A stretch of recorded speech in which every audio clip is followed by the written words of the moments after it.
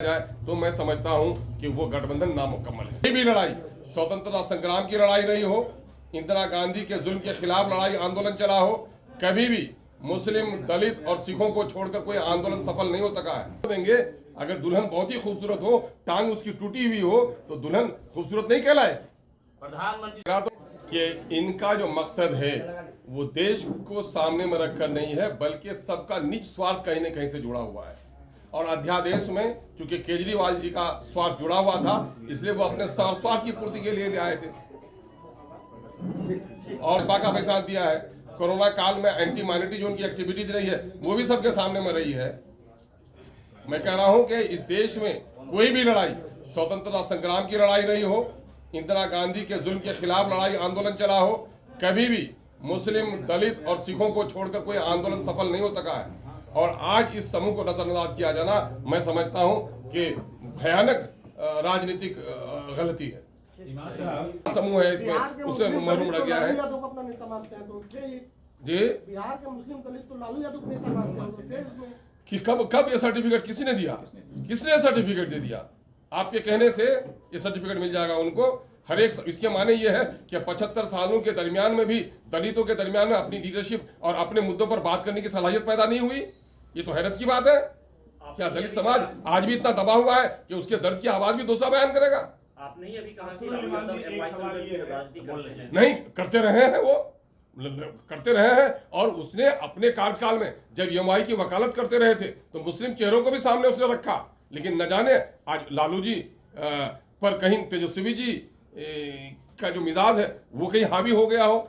ये आश्चर्य की बात है। मैंने तो अपने सियासी गुरु के बारे में कहा, यह आश्चर्य की बात, ये पहला मौका है कि लालू जी की उपस्थिति में माइनॉरिटी को इस तरह नजरअंदाज कर दिया गया। ये खेदजनक है। क्या अगला जो आप लोग विपक्षी एकता की जो रूपरेखा बना रहे हैं वो धर्म के आधार पर बनाना चाहते हैं? नहीं, बिल्कुल नहीं। धर्म के आधार पर नहीं, धर्म के आधार पर नहीं।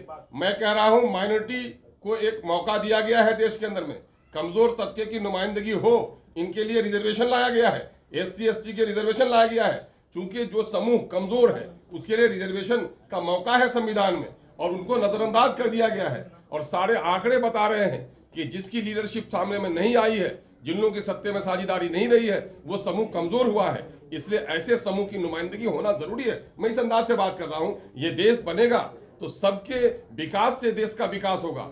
खास वर्गों को अगर आप छोड़ देंगे, अगर दुल्हन बहुत ही खूबसूरत हो, टांग उसकी टूटी हुई हो, तो दुल्हन खूबसूरत नहीं कहलाए। प्रधानमंत्री तो पहले से भी ग्रैंड अलायंस बना हुआ है। मामला ये है कि वो हमारे कुछ घटक लोग हैं, कुछ खिसक गए हैं। हम अगर जरूरत पड़ी तो हम उसको फिर अजसरेनो उसको हरकत में लेकर आएंगे। लेकिन ये जो बना हुआ है, क्या इससे आप सहमत हैं कि पूरे तौर पर पूर्ण हो गया?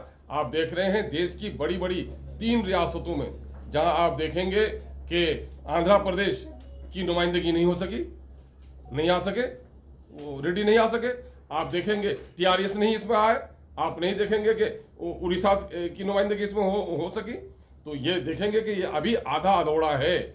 और मैं समझता हूं कि देश में कोई भी गठबंधन ऐसा बनता हो जिसमें माइनॉरिटी को, दलितों को उसकी वाजिब हकदारी नहीं अगर दिया जाए, तो मैं समझता हूं कि वो गठबंधन नामुकम्मल है। अगर अभी भी आप लोगों को बुलाया जाए दावत में तो आप लोग शामिल होइएगा उसमें? भाई अभी बुलाया जाएगा जब वो मौसम बदलता है तो मिजाज बदलता है।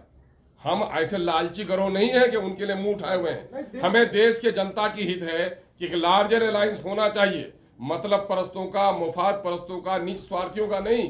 देश की जनता के लिए बलिदान देने वालों का एक समूह जमा होना चाहिए। अगर विचारधारा मिलेगा, बात बैठकर होगी तो बात आगे बढ़ सकती है। आप करना चाहते हैं मुस्लिम मुक्त गठबंधन? यकीनन, यकीनन मेरी साहब, मेरा इल्जाम ही नहीं।